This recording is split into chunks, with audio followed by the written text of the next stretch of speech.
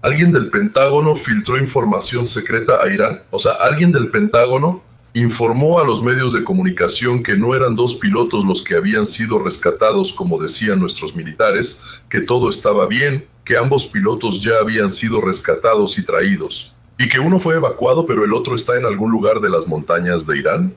En consecuencia, después de la publicación de este mensaje, los iraníes enviaron un equipo de búsqueda para atrapar a los estadounidenses. Bueno, no solo lo pusieron en peligro a él, por supuesto, sino también a muchos muchachos que, debido a todo esto, tuvieron que volar 3 veces hasta allá intentando rescatarlo. ¿Quién es esta persona que vendió al piloto por una primicia? Y todos los grupos de búsqueda, por supuesto, tampoco los conocemos todavía, pero sin duda los conoceremos, y este tribunal, damas y caballeros. Pero si los periodistas sabemos quién publicó, no dicen el nombre. Si no delatan al traidor, irán a la cárcel ellos mismos. Bueno, en lugar del traidor, mientras no digan su nombre, todo se explicará en detalle más adelante. Pero sí, solo quiero advertir que tengo problemas con el micrófono y probablemente solo podré arreglarlo mañana o pasado mañana. Así que, disculpen señores, gracias por avisarme que tengo problemas, de lo contrario no lo habría sabido, pero ya no lo mencionen, por favor. Ahora, otro tema que se va a tratar hoy es el asunto de Comey, Brandon y Obama. Porque está desarrollándose, bueno, en fin, como se dice, justo lo que suponíamos, pero es desagradable, aunque las posibilidades son realmente increíbles. Y como siempre, al frente, en primer plano, John Solomon, de quien ya he hablado, claro, es un periodista de investigación absolutamente fantástico, como se dice, sí. Por cierto, les contaré detalles absolutamente fascinantes sobre las grabaciones de Comey. Él también escribía notas que eran completamente opuestas a lo que luego declaró bajo juramento en el Congreso y cosas por el estilo. Bueno, está bien. Y ahora, como lo llama Trump, el día de los puentes y la energía. La mañana del martes. Irán interrumpió las negociaciones. ¿Y ahora qué? Rechazamos cualquier negociación con el agresor, informó la agencia estatal de noticias de Irán. Bueno, ¿y ahora qué va a pasar? Entonces, ¿qué le espera a Irán y al mundo el martes? Bueno, quiero decirlo de inmediato porque estoy grabando esto en la noche del lunes al martes y ustedes lo verán ya en la mañana del martes. Ya después de que hayan pasado, digamos, las famosas 8 de la mañana que fijó Trump, estoy casi seguro de que él dirá que tenemos negociaciones. Las negociaciones están avanzando y yo, digamos, extiendo todo esto por una semana más. No hay nada malo en esto, simplemente porque cualquier oportunidad de prevenir lo que planeamos hacer en Irán sería absolutamente maravillosa. En cierto sentido, es necesario hacerlo, pero al mismo tiempo, realmente me gustaría que no sucediera. A pesar de la búsqueda de los pilotos, Estados Unidos no dejó ni un segundo de realizar operaciones para desmantelar el complejo militar industrial de Irán. Incluso durante la búsqueda del piloto, como se supo. Fuentes estadounidenses informaron al canal Fox News que, mientras la operación de rescate se llevaba a cabo activamente durante el fin de semana, el comandante del Comando Central, el almirante Brad Cooper, dio la orden de atacar el cuartel subterráneo del Cuerpo de la Guardia Revolucionaria Islámica fuera de la capital iraní, Teherán. Según Fox News, los bombarderos B-2 fueron utilizados durante este ataque junto con potentes municiones penetrantes, bombas y rompebúnkeres para atacar este objetivo, las mismas armas que en la operación Martillo de Medianoche. Entonces Trey Inst informa que utilizamos MOPS, bombas de 30.000 libras GBU-57, que según creo fueron precisamente esos MOPS los que se usaron. Fueron lanzadas por bombarderos furtivos B-2 para destruir completamente este búnker subterráneo secreto destinado al mando de la Guardia Revolucionaria Islámica. A pesar de la afirmación de Irán de que no hay negociaciones, Trump informó en la conferencia de prensa que sí las hay. Y espera que el ultimátum venza el martes por la mañana.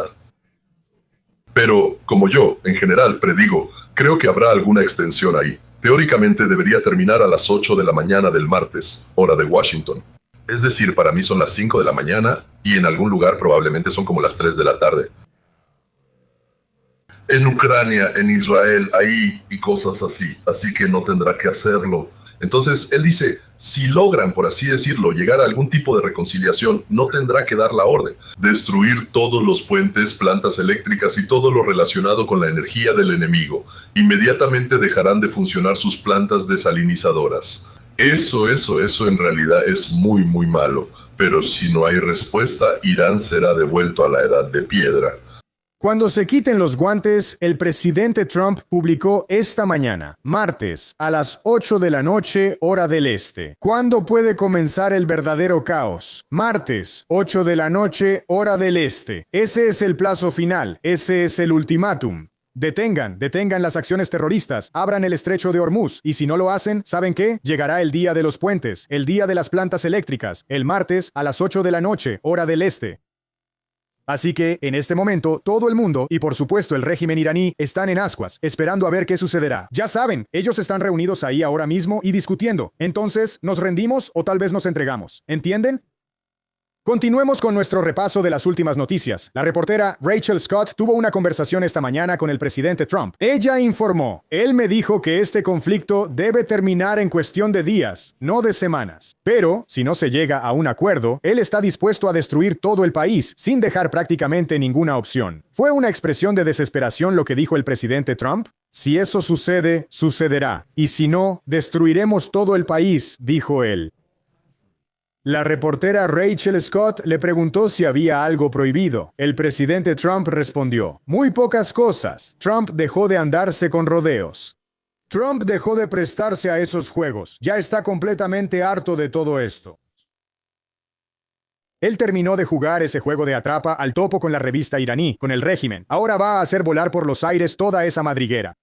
Parece que realmente es así. El corresponsal de Fox News, Trey Ingst, que trabaja en el lugar de los hechos, informa que el presidente Trump me dijo esta mañana que garantizará que no matarán a los negociadores iraníes, algo que ellos mismos solicitaron. Eso tiene bastante sentido. Quiero decir, los negociadores deben estar vivos si quieres negociar con ellos. Y cito, lo principal es que no tendrán armas nucleares. Ni siquiera están negociando sobre ese tema. Es así de simple, dijo el presidente Trump. Ya han hecho concesiones sobre eso. La mayoría de los puntos en realidad ya fueron concedidos. Es decir, Trump vuelve a afirmar que las negociaciones están en marcha y que ya se ha acordado mucho, incluyendo la renuncia total a las armas nucleares. ¿Cree que Trump está inventando, mintiendo o está faroleando? ¿Cree que él está negociando con alguien que no tiene influencia?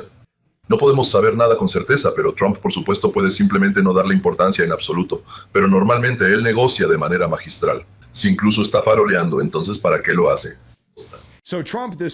Entonces, esta mañana, Trump, hablando con el periodista de Fox News, Trey Ingst, declaró, el régimen iraní ya ha abandonado su programa nuclear. Ya dijeron, está bien, nunca más lo haremos, y en la mayoría de los otros puntos también hicieron concesiones. Bueno, el tiempo dirá cómo será exactamente. Supongo que lo sabremos aquí. Eso es lo que informan las últimas noticias. Se informa que el presidente Trump declaró, y cito, hay una muy buena posibilidad de que Irán haga un trato, pero si no hacen un trato, voy a volar absolutamente todo allá. Entre otras cosas, los mediadores son menos optimistas de que el acuerdo esté cerca, pero afirman que trabajarán hasta el último minuto para lograr al menos un acuerdo parcial y así retrasar el ultimátum del presidente Trump. Irán acusó a Trump de planear cometer crímenes de guerra y amenazó con tomar represalias similares contra la infraestructura de Israel y de los estados del Golfo Pérsico, contra Israel y los estados del Golfo Pérsico. 3. Esta es la declaración de Trump. Las negociaciones van bien, pero nunca llegarás a un desenlace victorioso con los iraníes. Y eso, al parecer, es realmente cierto. Parece que los iraníes nunca quieren realmente llegar a un acuerdo concreto. Ellos quieren que estas negociaciones continúen sin ninguna intención real de terminarlas. Simplemente están esperando el momento adecuado. Eso es lo que siempre hacen en Oriente. Negocian durante mucho tiempo, lo alargan, luego parece que ceden, pero en el último momento rechazan todo lo que prometieron y proponen empezar de nuevo. Eso es lo que hicieron antes de la guerra, sin creer que iba a empezar, y terminaron en guerra, pero no pudieron adaptarse, y se comportan, bueno, exactamente igual que antes. Hacen lo mismo, esperan que pase algo diferente, que el resultado sea distinto. Hacia dónde al parecer se dirigen las negociaciones y esa amenaza de Trump realmente se hará realidad. Bueno, sin duda, como suele pasar con Donald Trump, esto es bastante impredecible. Sin embargo, señalaré que, al parecer, las negociaciones van en la dirección correcta y entiendo que esto puede parecer ilógico. Teniendo en cuenta el hecho de que Irán ya ha declarado 1 millón de veces que se retiraron de las negociaciones, rechazaron la propuesta de Estados Unidos, que ni siquiera hay negociaciones en curso. Y luego, aproximadamente 1 o 2 días después, nos enteramos de que entre bastidores está ocurriendo exactamente lo contrario, y mucha gente tonta caen en eso. Pero también me gustaría señalar quizás las nuevas palancas de influencia que ha obtenido Estados Unidos, porque en los últimos días, por supuesto, hemos visto cómo sacaron al piloto del F-15 de Irán. No hay que olvidar que no se trataba solo de la vida del piloto, aunque eso, sin duda, es lo más importante. Seamos claros, también fue una gran batalla propagandística entre Estados Unidos e Irán, porque si Irán hubiera logrado capturar al piloto estadounidense, no solo lo habrían exhibido, sino que también habría sido un momento enormemente desmoralizador para Estados Unidos. Pero lo más probable es que lo hubieran tomado como rehén y habrían dicho, oye, vamos a pedir rescate. Ahora esta es nuestra carta de triunfo en las negociaciones. Sin embargo, el hecho de que Estados Unidos entrara y lo rescatara no solo le quita esa carta y esa victoria propagandística a Irán, sino que también crea una para Estados Unidos. Esto también dice, oye, ¿saben qué? Nosotros ya habíamos hecho esa amenaza. Podemos invadir el estrecho de Hormuz, podemos invadir la isla de Karg. Solo fíjense en cómo se comportaron sus fuerzas terrestres. Vean cómo los humillaron. Incluso su propia gente, dicen, intentó ayudar a los soldados estadounidenses. ¿Están seguros de que quieren seguir adelante? Así que esto da ventaja, ¿entienden? Toda esta situación, yo diría, puede de hecho inclinar la balanza de las negociaciones a favor de Estados Unidos, porque simplemente muestra a los iraníes cuán impotentes son realmente sus fuerzas. Es una idea interesante. El rescate de todos los pilotos y en general de los suyos les gustó mucho a los iraníes comunes. Bueno, o sea, para los iraníes es una broma. Los iraníes comunes, no está claro. Estados Unidos no abandona a los suyos en problemas. Las fuerzas del país se movilizan para salvar a 2 muchachos. 300 millones de dólares en equipo se destinaron para salvar a los suyos.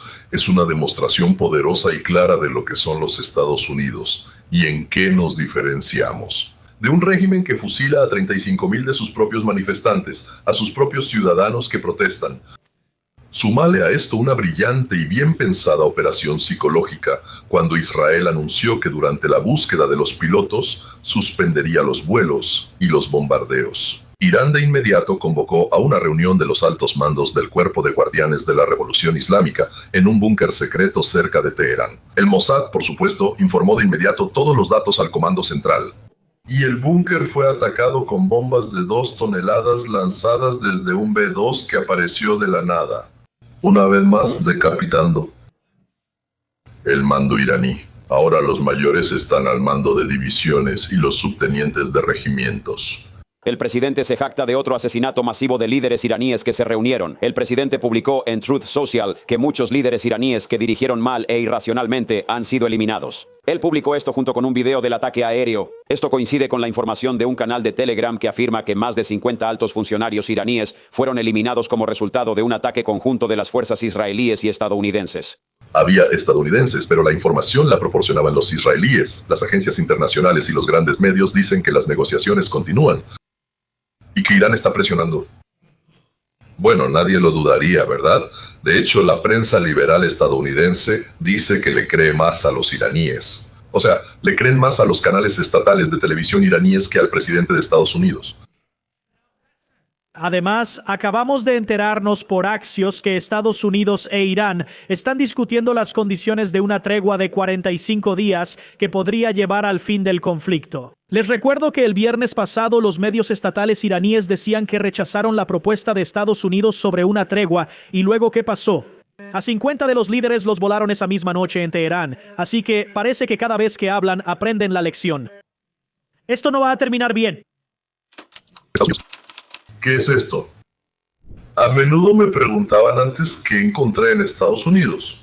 Que aquello era una jungla de hierro, sino de piedra, me decían mis amigos europeos e israelíes. Allá no hay humanidad, solo piensan en el beneficio, allá no existen las relaciones humanas. Eso me decían quienes o nunca habían estado o solo venían de visita a Estados Unidos. Pero yo les diré esto, me enorgullece ser parte de este país.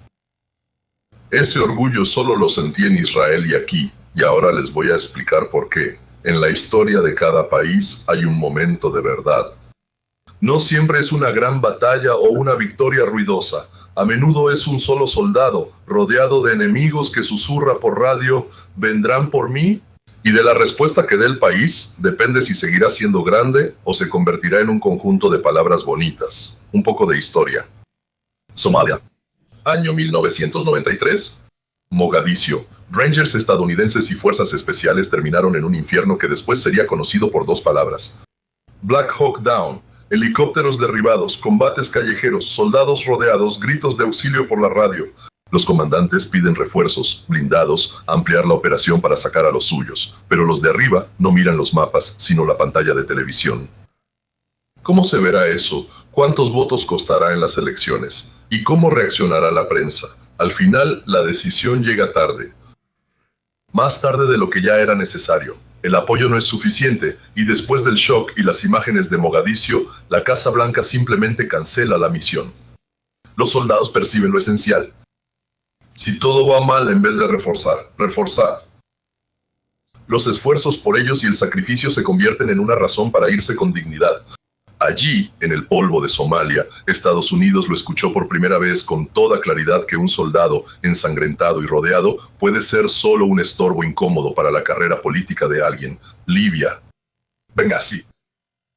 11 de septiembre de 2012. Un pequeño complejo estadounidense se convierte en objetivo. La noche se enciende en llamas. Diplomáticos y combatientes se defienden. Piden apoyo. Esperan aviones, helicópteros, cualquier fuerza que llegue y diga, estamos aquí, no están solos, las horas pasan. En Washington hay una reunión. Cuando llaman a Hillary Clinton no contesta el teléfono. Ella está dormida, no va a estar, la gente está muriendo allá, y ella no va a estar. ¿De verdad creen que no fue ella quien dio la orden si no fuera por ella? Discusión, formulaciones, cómo presentar todo esto, qué decir al aire, pero en el lugar hay humo, disparos. Personas que se aferran a la esperanza de que en cualquier momento aparecerá un avión estadounidense del cielo, porque les dijeron que en una hora estaría ahí con ustedes, que ya despegó, pero no ha despegado y no aparece. 4 estadounidenses mueren. De nuevo, cuando la vida de nuestra gente se enfrenta a la comodidad política, la comodidad gana. Agosto de 2021. Afganistán. 20 años de guerra terminan no con un desfile ni con un plan claro, sino con una huida. Las escenas en el aeropuerto de Kabul darán la vuelta al mundo. La gente corre tras los aviones, se aferra al tren de aterrizaje, cae del cielo. Quienes creyeron en Estados Unidos, quienes tradujeron, quienes arriesgaron a sus familias, lo saben. Si no los evacúan ahora, mañana los talibanes irán por ellos. Nuestros soldados que están en la puerta Abi se encuentran entre la desesperación de la multitud y la amenaza de un atentado terrorista. Cuando explota un atacante suicida, en un segundo mueren 13 militares estadounidenses. Desde arriba siguen hablando sobre el fin de la guerra interminable y una decisión histórica. Pero para los 7 que murieron, para los aliados abandonados, esta historia se sintió como una vergüenza y una traición, por tercera vez en una sola generación. Estados Unidos ve dónde hay que apoyar a los suyos hasta el final, pero prefiere una excusa conveniente, una formulación bonita. ¿Y tú? Hoy. Otra guerra. Hay un conflicto feroz entre Estados Unidos e Irán. En una de las noches, un F-15E estadounidense entra en trayectoria de combate. Un destello, un golpe, suena la alarma. El avión es derribado sobre las montañas en lo profundo del territorio iraní. Ambos pilotos se eyectan. Uno de ellos es rápidamente localizado y evacuado por nuestras fuerzas de búsqueda. El otro, que está herido, es llevado a las montañas. Adelante. Entre las rocas y la nieve, estamos lejos de nuestras posiciones. Lo primero que hace Washington después de aclarar la situación es anunciar oficialmente que ambos miembros de la tripulación han sido rescatados y están a salvo. Esto se hizo deliberadamente para que los iraníes no se dieran cuenta de que uno de los pilotos está vivo, escondido y esperando ayuda. Y mientras el enemigo está seguro de que el asunto está cerrado, los rescatistas tienen tiempo. Pero en algún lugar de los pasillos del poder hay una persona para quien la vida del piloto no es tan importante como sus propios números o su juego político. No importa lo que reciba Trump, la información del Pentágono se filtra a la prensa. En realidad, un piloto fue rescatado y el otro sigue en las montañas de Irán. Lo están buscando, pero aún no lo pueden encontrar. Un periodista publica este material. Los iraníes lo leen. La reacción es inmediata. Las unidades motorizadas iraníes se ponen en alerta y se dirigen a la zona donde podría estar escondido el piloto. Por los pueblos y ciudades se corre la noticia de una gran recompensa por la captura del piloto estadounidense. A las montañas se dirigen cientos y luego miles de habitantes locales. soñando con la recompensa. Lo que debía ser una operación de rescate secreta se convierte en una cacería de un solo hombre. Y esto no comenzó en Teherán, sino con chismes ajenos en Washington. El primer intento de rescate comienza ya en condiciones donde la región literalmente está infestada de patrullas iraníes. En el lugar al que deben acercarse los rescatistas, disparan cubriendo las rutas de acceso. La operación tiene que cancelarse antes de llegar al objetivo. El avión que iba a rescatar fue alcanzado. El segundo intento es aún más difícil. 2 helicópteros avanzan en condiciones complicadas. Al límite, los iraníes ya están en alerta, abren fuego. Varios miembros de la tripulación resultan heridos. Las máquinas sufren daños. Los comandantes se enfrentan a la decisión de continuar y perder a todos, o retirarse y buscar otra manera. Los comandantes se enfrentan a la decisión de continuar y perder a todos, o retirarse y buscar otra manera. Los helicópteros dan la vuelta y se retiran. Miembro de la tripulación. Coronel, por cierto. Alto, guapo, entrenado, impresionante, solo en las montañas, sabiendo que ya intentaron rescatarlo 2 veces y las 2 veces fallaron. Después de 2 fracasos, los políticos cautelosos suelen decir que es demasiado peligroso, que una sola persona no vale tantas pérdidas. Pero la decisión en el cuartel general, en la Casa Blanca, en la sala de situación, es completamente opuesta. Vamos hasta el final. Movilizamos todo lo que podemos movilizar, dijo Trump. Lo estamos rescatando. Por la noche, 2 aviones de transporte vuelan a muy baja altura para no ser detectados por los radares. Sin luces, en completo silencio, se dirigen a una zona montañosa y aterrizan no en un aeródromo, no en una pista preparada, sino en un camino rural común, que convirtieron en una pista de aterrizaje improvisada. A bordo llevan helicópteros ligeros desmontados y fuerzas especiales. Los ensamblan rápidamente. Ensamblan los helicópteros. En la oscuridad, las tripulaciones sacan el equipo. En completo silencio y oscuridad, ensamblan estos 4 helicópteros justo en la carretera. Sin pompa, sin fanfarrias, solo tiempo contado y la conciencia de que cualquier sonido, cualquier error, y los iraníes los atacarán con artillería y misiles. Después de ensamblar 4 pequeños helicópteros, las fuerzas especiales se dirigen hacia el lugar donde, según la inteligencia, todavía se esconde el piloto herido. La operación, planeada para durar 40 minutos, volar, recoger, regresar, se convierte en una misión de varias horas. Combate, los descubren, intentan detenerlos. Las unidades iraníes, armadas y locales, atraídas por la recompensa, literalmente inundaron la zona. Los intentos de bloquear, rodear o acercarse reciben una respuesta contundente. Los estadounidenses actúan con extrema dureza. Eliminan a todos los que intentan impedir la evacuación. Esto ya no es solo un rescate, es una pequeña guerra dentro de una gran guerra. Pero al final lo logran. Hasta llegar a los suyos. El nuestro está a salvo, vivo, agotado, herido, pero aún en condiciones de entender lo principal. Vinieron por él después de todo.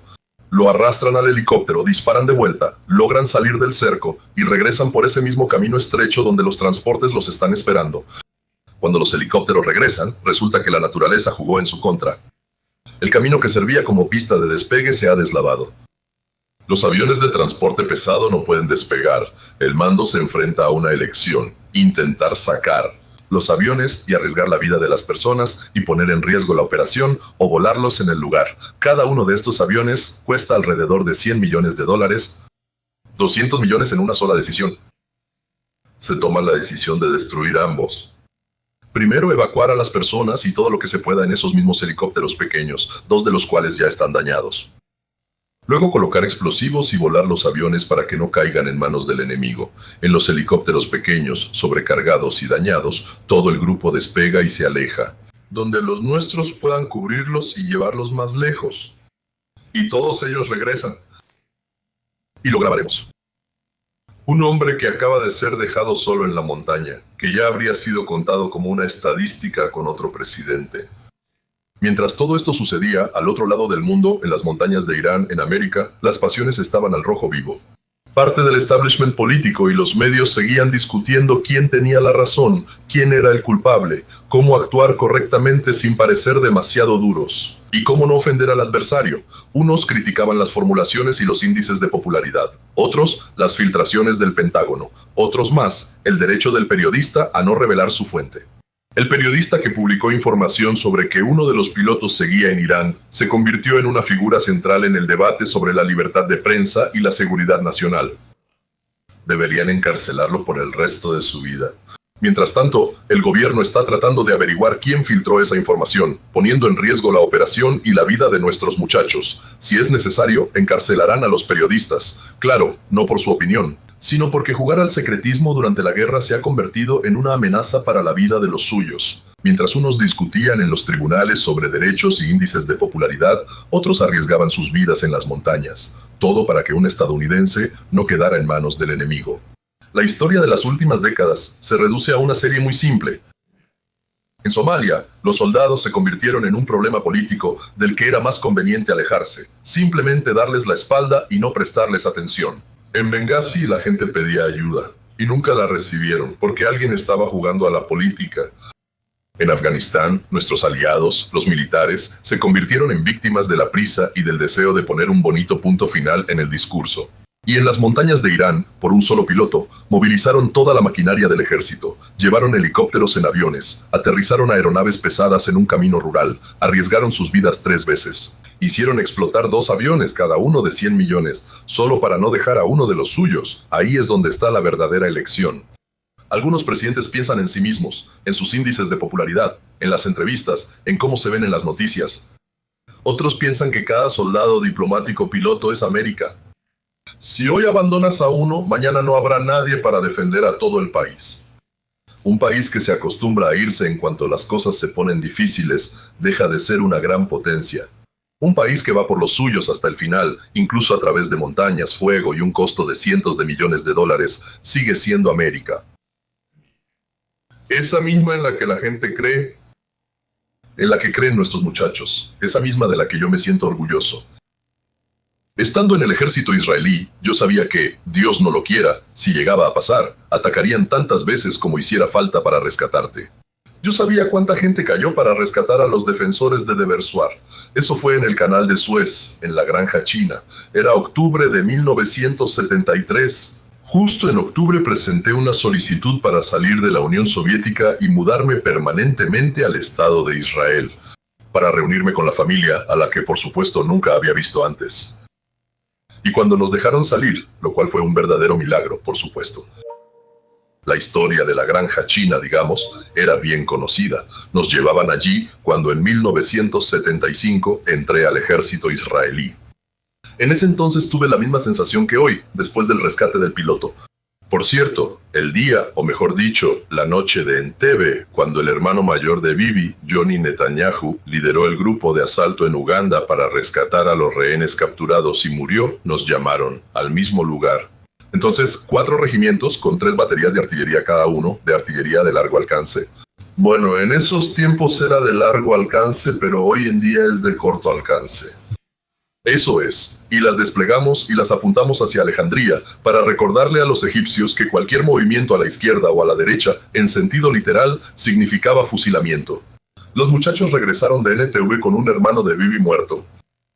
Todos estaban de fiesta, pero en su familia hubo la muerte del hijo y hermano mayor. Gracias a Dios, en el rescate de los pilotos de Irán no hubo víctimas, por eso todos nosotros estamos de fiesta.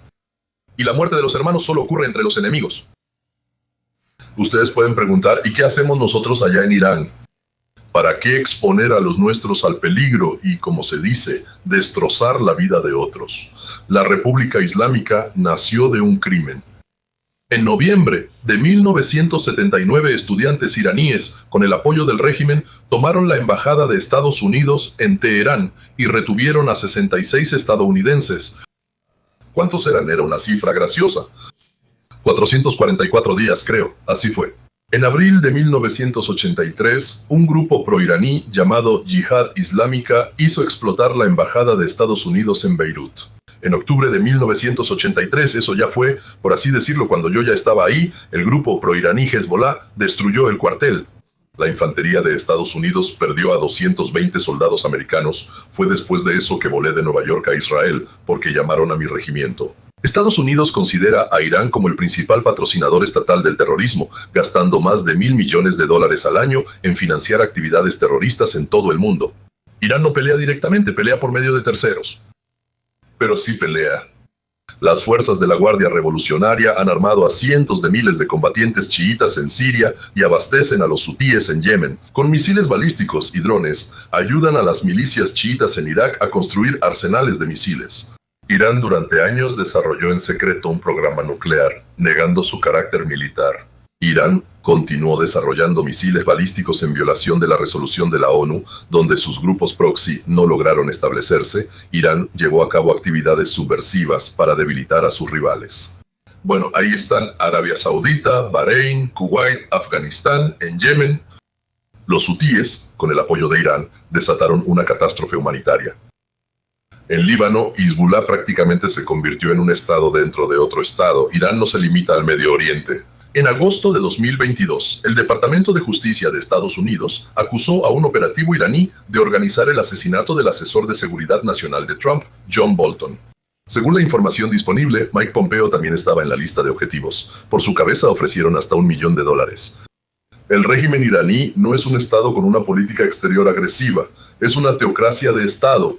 La exportación de la revolución, la destrucción de Israel y de Estados Unidos son objetivos que están escritos en su constitución, no son metas temporales. Por eso las administraciones estadounidenses, desde Carter hasta Biden, no han podido encontrar una solución sostenible. El problema no está en los líderes concretos, sino en la naturaleza del régimen. No importa quién llegue al poder. Todos los presidentes de los últimos 60 años prometieron detener a Irán, pero solo Trump lo logró. Todos los presidentes prometieron trasladar la embajada de Estados Unidos a Irán. Trump trasladó la embajada de Tel Aviv a Jerusalén. Todos prometieron reconocer los altos del Golán como israelíes, pero fue Trump quien los reconoció. Por eso digo que nos sacamos la lotería con él.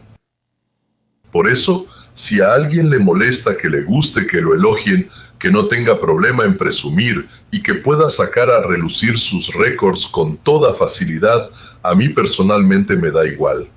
Porque yo sé que si lo dijo, lo cumplió. Y él hace exactamente lo que yo quisiera que el presidente de los Estados Unidos hiciera. Así que gracias, Trump. Y a ustedes también, gracias por escuchar. Hasta la próxima. Editor.